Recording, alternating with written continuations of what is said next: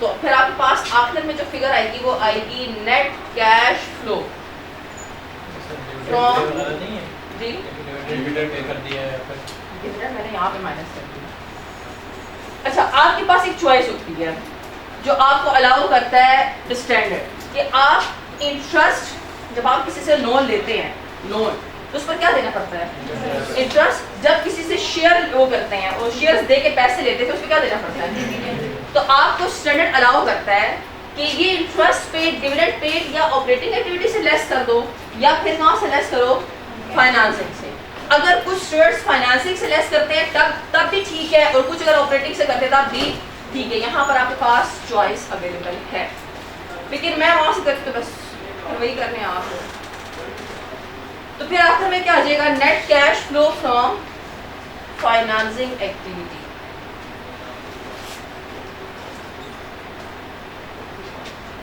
इसको सी का नाम देते हैं। बस ये 3 एक्टिविटीज होती है: ऑपरेटिंग एक्टिविटी, इन्वेस्टिंग एक्टिविटी और फाइनेंसिंग एक्टिविटी।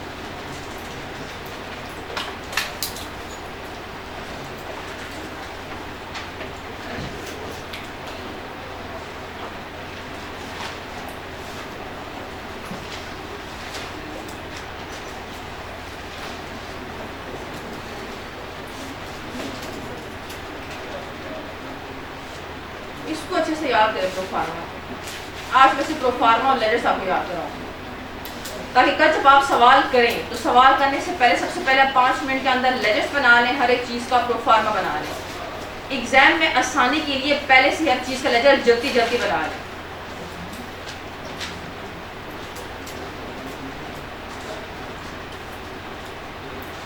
जो मैं आपको कल टेक्सला एक सवाल करवाऊंगी टेक्सला वाला, उसके लिए भी इसे करें ना जरा।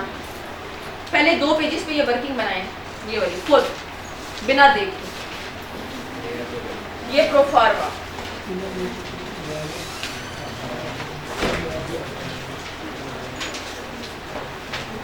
साहब जल्दी करें, प्रोफार्मा काम आ रहा है, इसके लिए 4 से 5 नंबर होते हैं।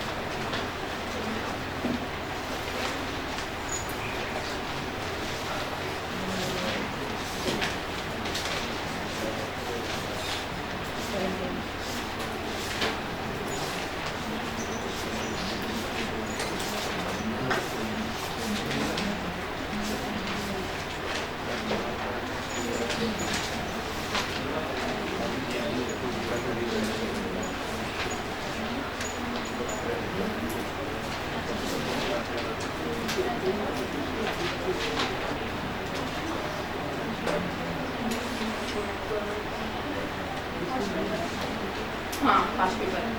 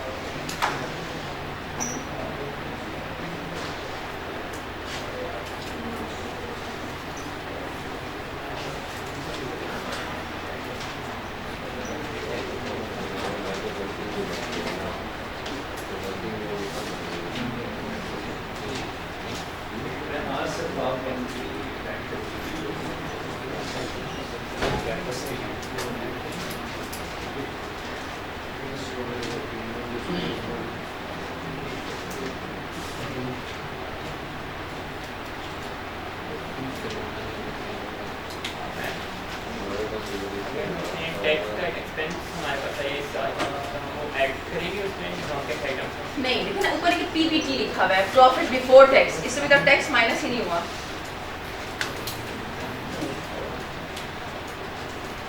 प्लीज ये प्रोफार्मा, ये लेजर अच्छे से याद रखिए, सारी गेम इस प्रोफार्मा और लेजर के कैश फ्लो में। लेजर में और कैश फ्लो में और कोई वर्किंग नहीं है, सिर्फ लेजर वर्किंग है आपकी।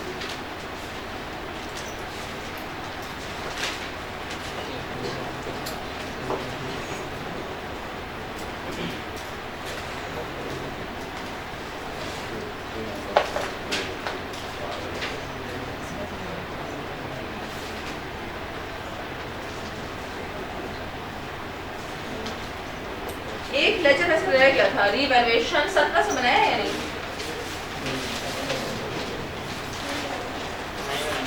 एक और लेजर बना ले, रीवैल्यूएशन सरप्लस का, रीवैल्यूएशन सरप्लस का लेजर। सबसे पहले क्या चीज आती है रीवैल्यूएशन सरप्लस में? ब्रॉड डाउन क्रेडिट, यहाँ पर क्या आएगा? Carry down. यहाँ पर आएगा revaluation surplus during the year. अगर रीवैल्यूएशन सरप्लस है तो मजीद बढ़ जाएगा, और अगर लॉस होगा तो कम। एक और चीज भी आएगी रीवैल्यूएशन सरप्लस में, transfer of revaluation surplus to retain earning. Retain earning का रेफरेंस देगा।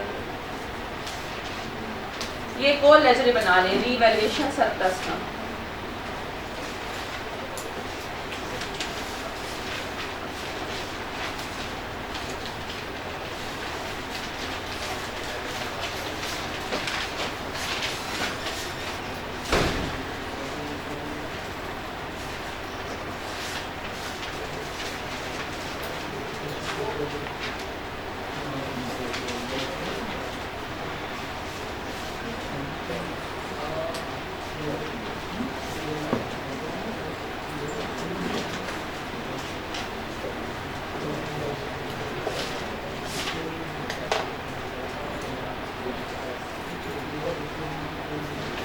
ऑपरेटिंग कैश फ्लो एमसीक्यूज के पॉइंट ऑफ व्यू से इंपॉर्टेंट है। अब बहुत से एमसीक्यूज में वो आपसे कहता है operating profit before working capital changes calculate करो, या वो आपसे फिर ये बोलेगा cash generated from operation calculate करो, या वो आपसे बोलेगा net cash flow from operating activity. तो आपको ये हेडिंग्स ऑपरेटिंग एक्टिविटी में याद होनी चाहिए। इन्वेस्टिंग और फाइनेंसिंग तो सिंपल है, एंड में आके सिर्फ net cash flow from investing, net cash flow from financing, जबकि ऑपरेटिंग एक्टिविटी में ज़्यादा हेडिंग्स है। तो ये हेडिंग्स आपने याद रखनी है, क्योंकि एमसीक्यूज में वो अक्सर आपसे ये पूछ लेते हैं। अब अक्सर बच्चों को पता ही नहीं होता कि operating profit before working capital changes क्या है, वो यहाँ के बजाय ये लिख देते हैं।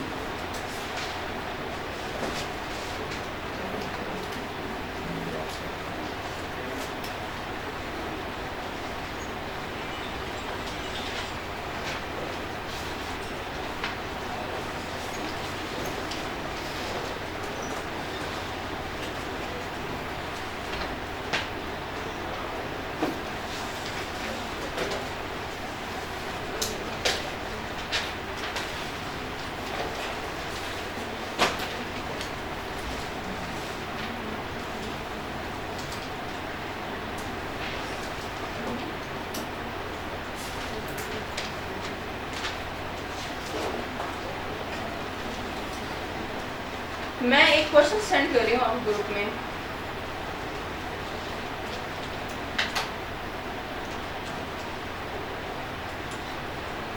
टेक्सला के नाम से है, इसको जरा देखिए ना एक बार, कुछ समझ आती है आपको या नहीं?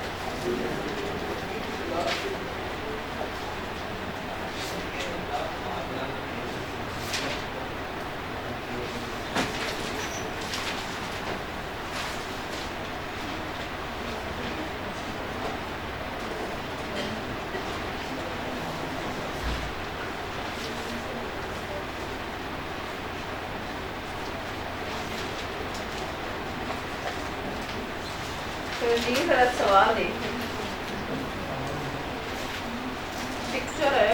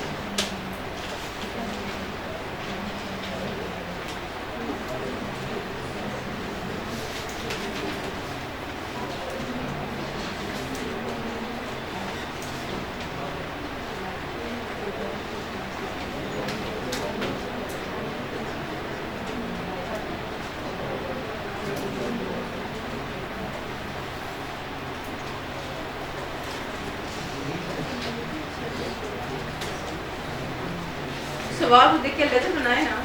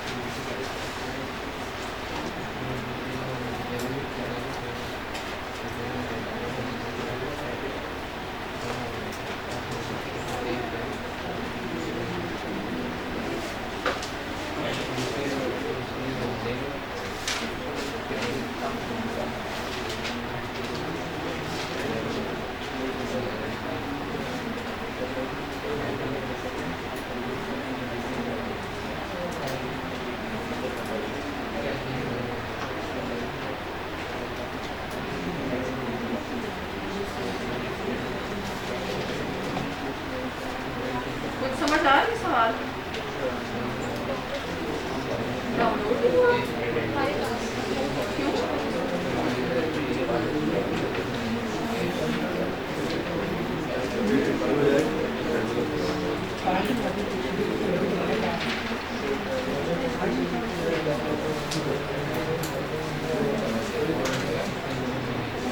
अच्छा फिर ये लिखा हो फुली डेप्रिशिएटेड एसेट, तो फिर फुली डेप्रिशिएटेड क्या मतलब हो? Fully depreciated residual value zero नहीं कैरिंग वैल्यू क्या हो गई है जीरो। तो अगर आप जब आप पीपीई का लेजर बनाएंगे तो उधर लिखते हैं आप करंट साइड पर पीपीई के डिस्पोजल, वहां पे क्या फिगर आएगी जीरो, क्योंकि फुली डेप्रिशिएटेड एसिड का मतलब होता है इस एसिड में बाकी कुछ भी नहीं रहा, सारा का सारा डेप्रिशिएट होकर जीरो पे आ चुका है। ये लिखा मैंने पॉइंट नंबर 3 में, नहीं 3 में नहीं,